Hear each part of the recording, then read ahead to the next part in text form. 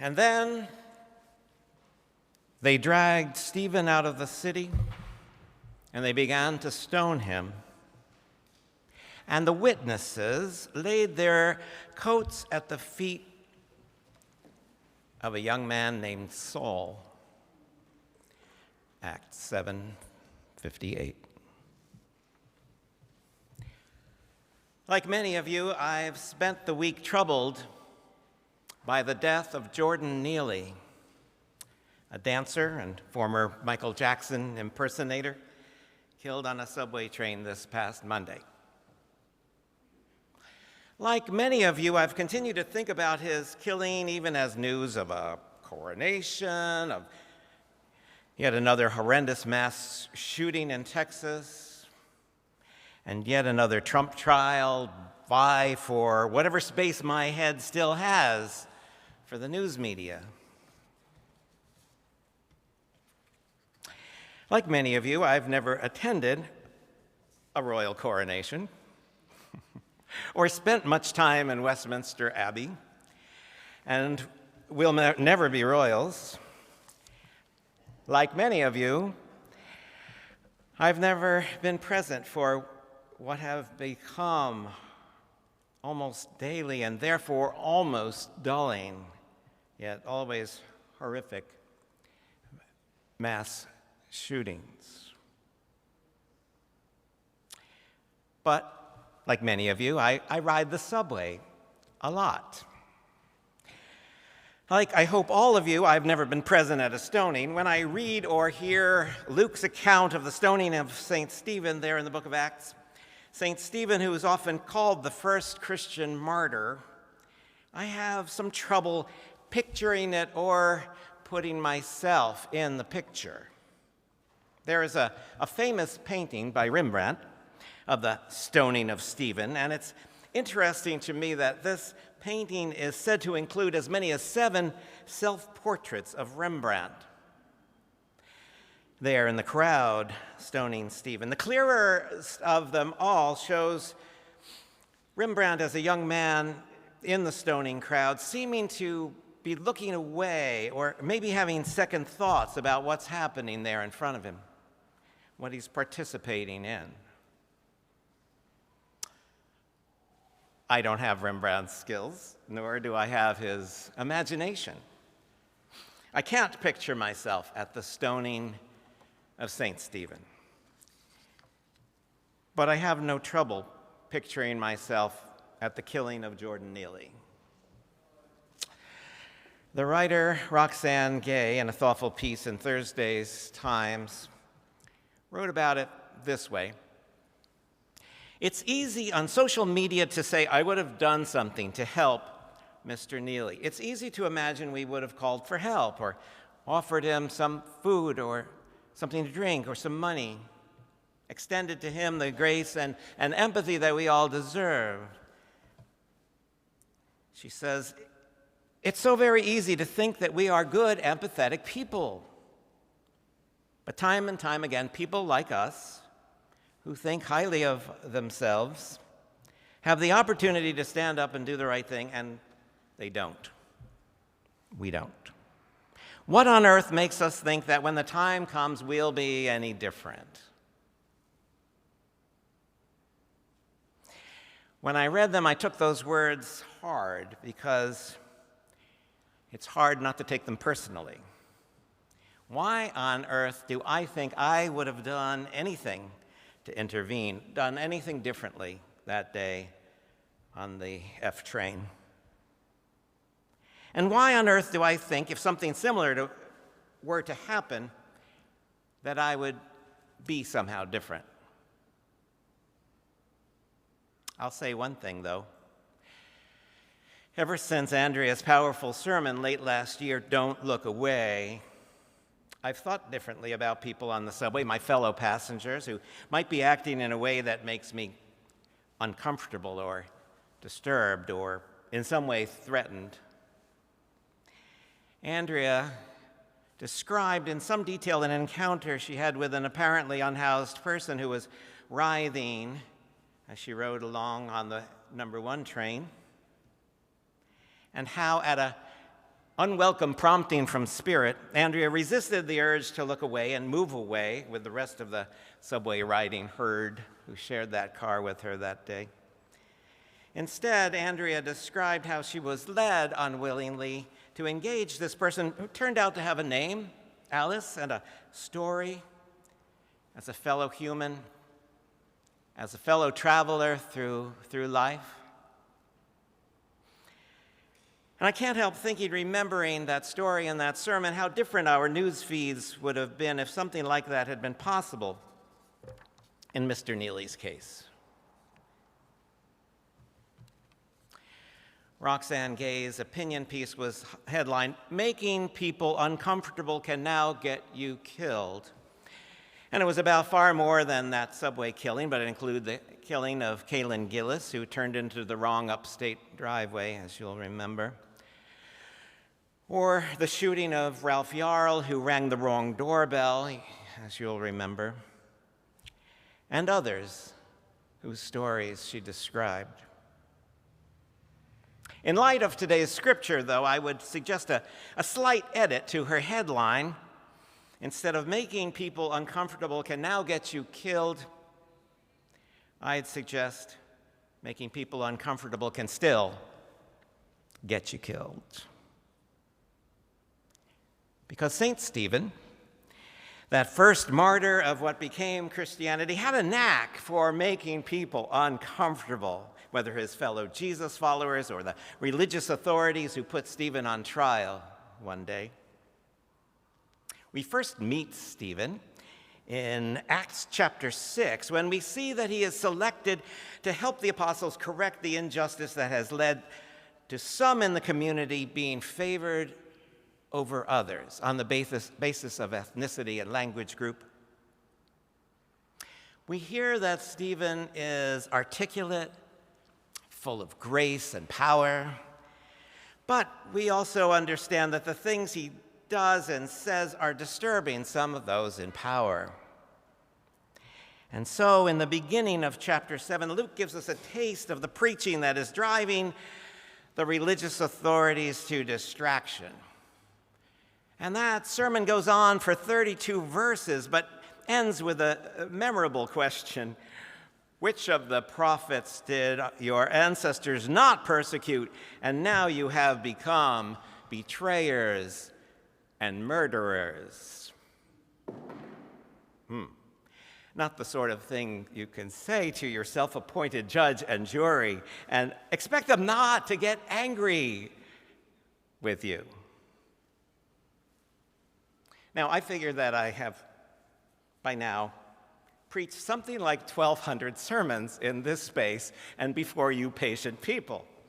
Some of them you liked, and some of them you didn't, but never to the point, I think, where you wanted to go out and stone me to death, or if you wanted to, you didn't do it, and you don't, like Stephen, even Stephen's listeners, cover your ears as I'm preaching. Not obviously, anyway.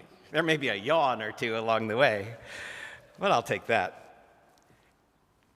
That is more to your credit and to the credit of your tolerance than it is to my preaching. Because if the Word of God is true and the gospel of Jesus is preached authentically, it's bound to be offensive to us in some way, right? It's going to make us angry in some way, right? If the gospel is preached with authenticity, it should challenge us and offend us, chastise us, and convict us of our self-centered sinfulness, of our inability to respond with compassion, of our faithless infatuations with things that do not matter. And so, if you have failed to find my preaching offensive, or at least annoying, I hereby apologize. St. Stephen had many gifts, but diplomacy was evidently not among them. He preaches, Luke says. His listeners become enraged. They cover their ears. They grind their teeth. They rush him. They drag him out of the city, and they begin to stone him. And then comes this strange verse, almost as an afterthought. The witnesses laid their coats at the feet of a young man named Saul. With these words, we meet Saul of Tarsus, the self-described Pharisee of the Pharisees.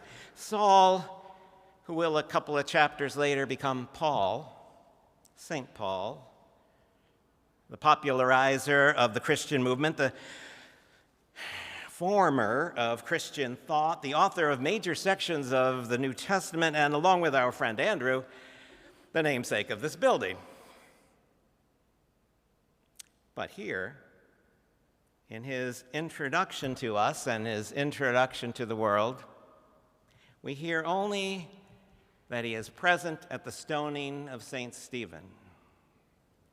He's not rushing at Stephen like the others. He's not one of those dragging Stephen out of the city. He doesn't pick up a rock. He doesn't throw the first stone or the second or the third or the 33rd. He's not one of those doing the killing. He's just holding their coats. He's just keeping an eye on their belongings so they can do the killing. It's interesting that Rembrandt, in his painting that we spoke of just before, has a different model for the face of Saul. Saul sits in the background along with some cronies, well-dressed all of them, and aloof from the action with coats piled on his lap.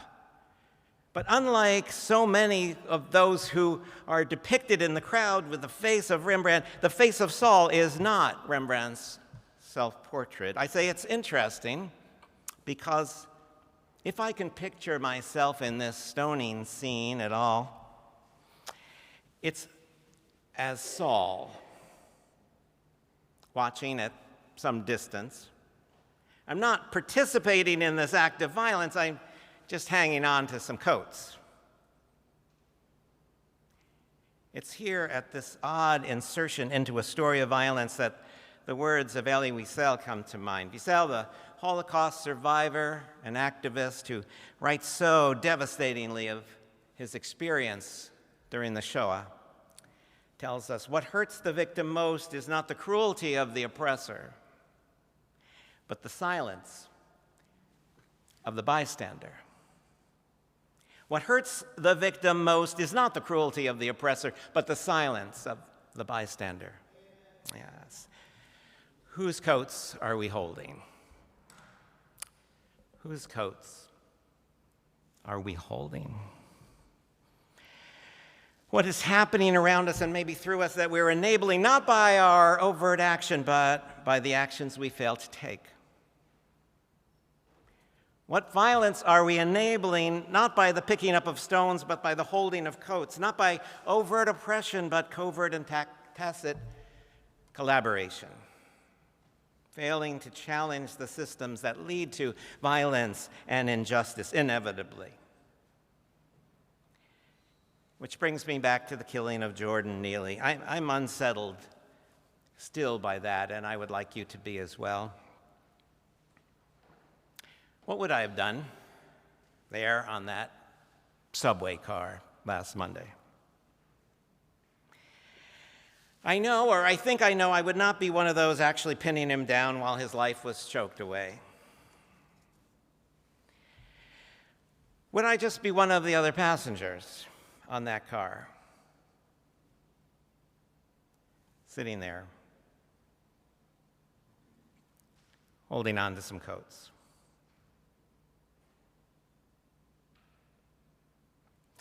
Theologians and philosophers remind us what as humans we know so well by our daily experience, how failed and failing we can be. But those wise ones remind us as well that what distinguishes us as humans, perhaps from other species, is imagination. We can imagine a different outcome. We can imagine even a different us. And maybe, if we all imagine, there will be more of us to be not bystanders, but upstanders in these situations, like Finn encouraged us to be a moment ago.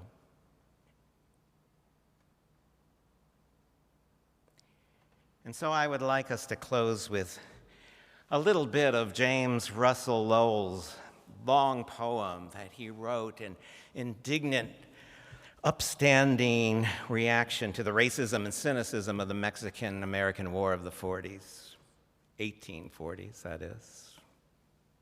A war that, in some sense, we're still fighting.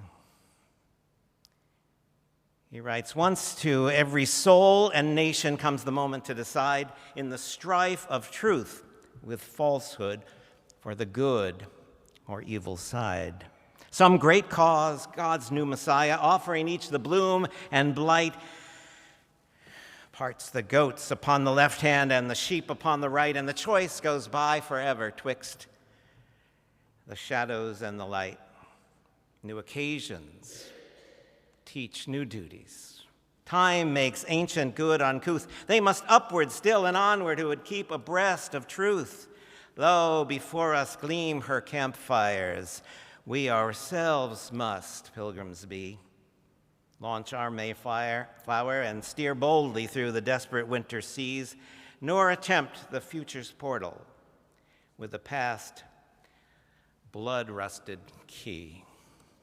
Let's stand and sing those words.